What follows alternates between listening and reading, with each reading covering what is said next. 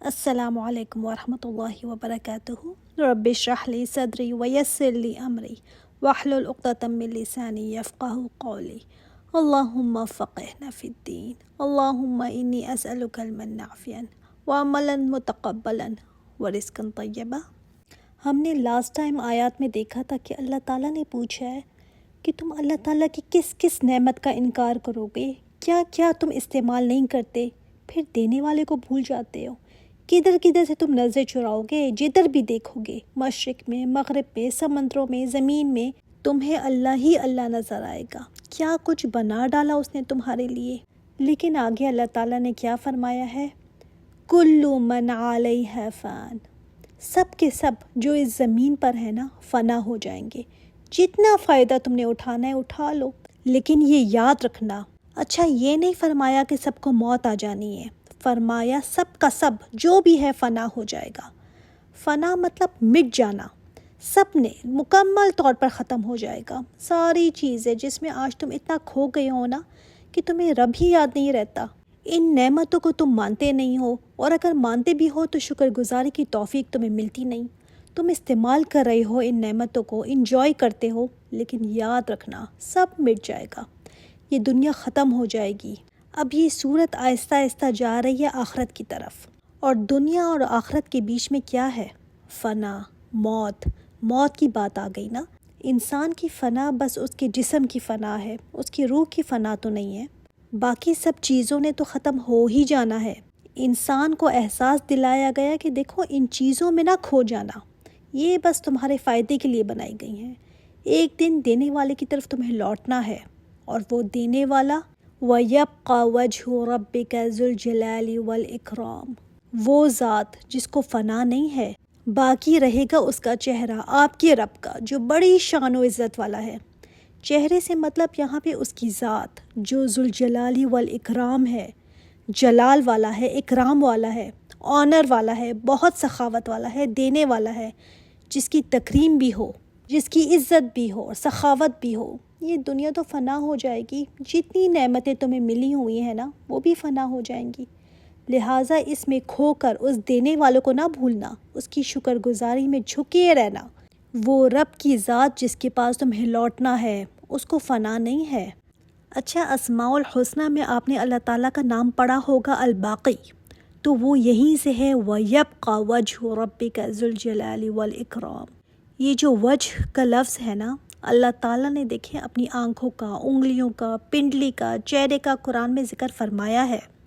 بعض لوگ کہتے ہیں کہ وجہ نہیں کہنا چاہیے، چہرہ، اس لیے کہ چہرہ کہہ دیا تو مخلوق کی جیسی مثال ہو جائے گی۔ نہیں، بات یہ ہے کہ اللہ تعالیٰ کا جب ہم وجہ کہتے ہیں تو ہم کہتے ہیں جیسے اس کی شان کے لائق ہے، جیسے اس کی شان، کوئی مخلوق اس کا مقابلہ کر ہی نہیں سکتا۔ اللہ تعالیٰ نے جب فرما دیا کہ اس کا وجہ ہے تو ہم اس کا انکار بھی نہیں کرتے۔ اللہ تعالیٰ کا وجہ ہے، لیکن جیسے اس کی شان کے لائق، ہمیں نہیں پتہ، اور نہ ہم اس کی کوئی مثال دے سکتے ہیں، نہ کوئی ڈسکرپشن دے سکتے ہیں، کچھ نہیں کہہ سکتے۔ بس ہم کہتے ہیں اللہ کا مبارک چہرہ جیسے اس کی شان کے لائق ہے، اس کے مبارک ہاتھ، اس کے مبارک پنڈلی، یہ اس کی صفت ہے۔ ہم نہیں جانتے جیسے اس کی شان کے لائق ہے، لیکن ہاں ہم انکار بھی نہیں کریں گے، توڑ مروڑ کر کچھ اور تعویلیں دینے کی کوشش نہیں کریں گے ہم۔ ٹھیک ہے، اللہ تعالیٰ کا حجاب ہے اور اس کا حجاب نور ہے۔ ابو ذر نے آپ صلی اللہ علیہ وآلہ وسلم سے پوچھا تھا کہ کیا آپ صلی اللہ علیہ وآلہ وسلم نے اللہ تعالیٰ کو دیکھا ہے؟ فرمایا نور دیکھا تھا میں کیسے اس کو دیکھ سکتا ہوں؟ تو نور کیا تھا؟ اللہ تعالیٰ کا حجاب تھا۔ اگر وہ اپنا حجاب اٹھا لے تو اس کے چہرے کی جو تجلی ہے، ریز آف لائٹ، وہ ہر چیز کو جلا دے گی جہاں تک اس کی نگاہ پہنچے، اور ساری مخلوق ہی جل جائے گی، کیونکہ اس کی نگاہ کی تو کوئی حد ہے ہی نہیں۔ سبحان اللہ۔ اور ہر خوبصورت چیز نا حجاب میں ہی ہوتی ہے۔ اللہ تعالیٰ خود جمیل ہے، تو انسان کو اللہ تعالیٰ کی نافرمانی کرتے وقت نا ذرا سوچنا چاہیے کہ وہ تو ہے ذو الجلال والاکرام، جلال والا ہے، اس کی نافرمانی کیسے کی جا سکتی ہے؟ وہ اکرام والا ہے۔ حدیث میں آتا ہے نا، لوگوں ذو الجلال والاکرام کو لازم پکڑ لو، اس کا ورد کیا کرو، یہ بھی اس میں اعظم ہو سکتا ہے۔ آپ نے دیکھا ہوگا نا حرم میں جو دعائیں ہوتی ہیں ان میں اکثر ذوالجلال والاکرام کہا جاتا ہے، تو یہ اسم اعظم میں سے ہو سکتا ہے۔ اچھا پھر آگے کیا فرمایا؟ فَبِأَيِّ آلَاءِ رَبِّكُمَا تُكَذِّبَانِ۔ تمام مخلوق چاہے انسان ہے یا جنات ہیں، یہ اللہ تعالیٰ کی نعمت ہے کہ وہ پوری طرح فنا نہیں ہوں گے، ہر چیز فنا ہو جائے گی مگر یہ دوسرے جہاں میں منتقل ہو جائیں گے، یہاں سے فنا ہو کر وہاں پر چلے جائیں گے۔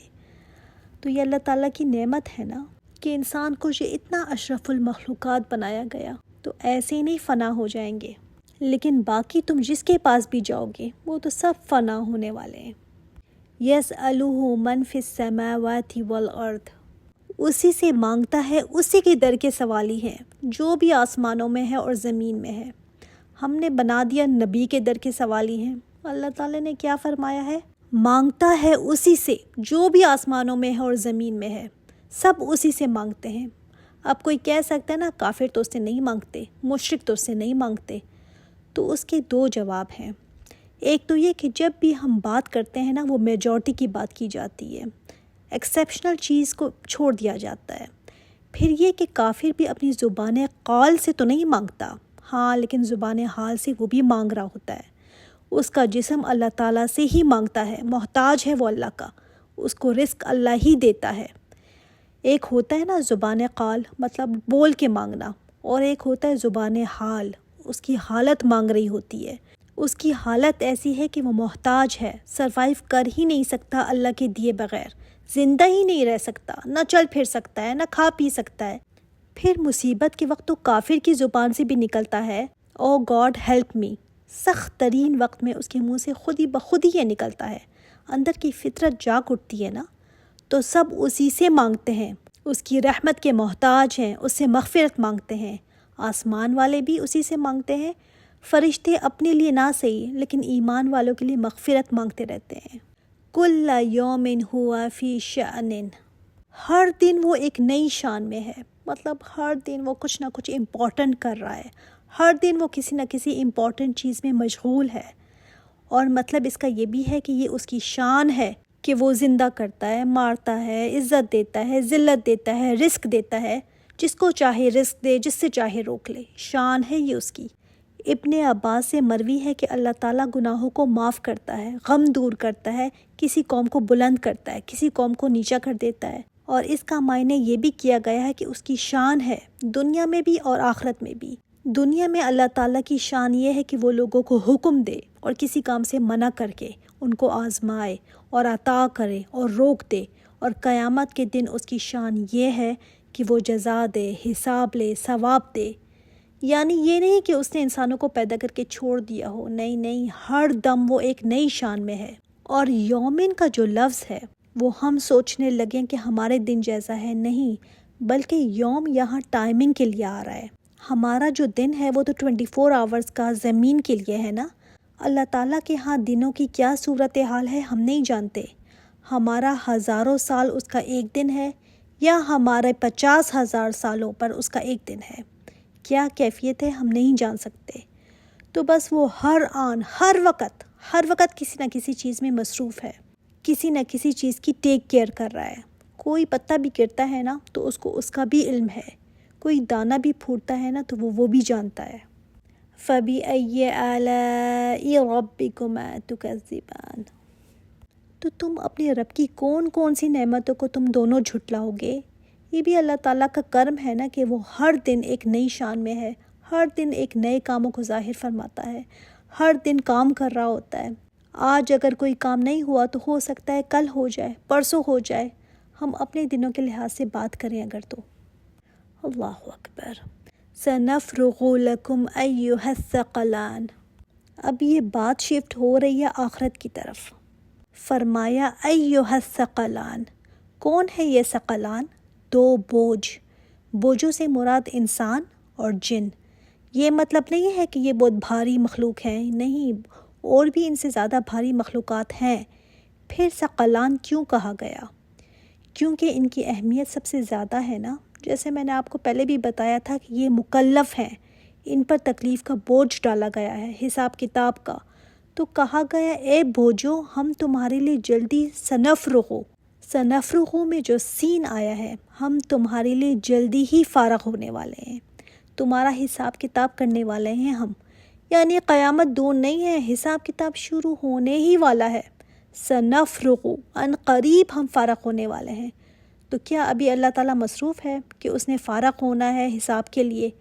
اس کو یہ ضرورت ہے کہ پہلے ایک کام کو وہ بند کرے نعوذ باللہ، پھر دوسرے کام کے لیے اپنے آپ کو فارغ کرے؟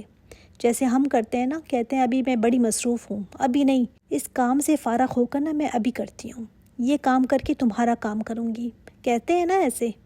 اللہ تعالیٰ کے لیے ایسا نہیں ہے، اس کو یہ ضرورت نہیں ہے کہ باقی کاموں کو پہلے وہ بند کرے گا تاکہ لوگوں کا حساب کتاب اتنا مشکل ہے کہ اس کے لیے اپنے آپ کو فارغ کرے۔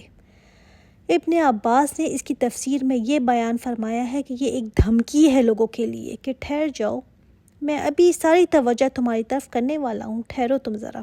ورنہ اللہ تعالیٰ کو تو کچھ بھی بند کرنا نہیں پڑتا، وہ تو ہم وقت سارے کاموں کو آسمانوں اور زمینوں کے ہم وقت چلا رہا ہے۔ ایسا نہیں ہے کہ ایک کام بند ہوگا تو دوسرا شروع ہوگا، نہیں۔ فَبِأَيِّ آلَاءِ رَبِّكُمَا تُكَذِّبَانِ، تم اپنے رب کی کن کن نعمتوں کو جھٹلاؤ گے؟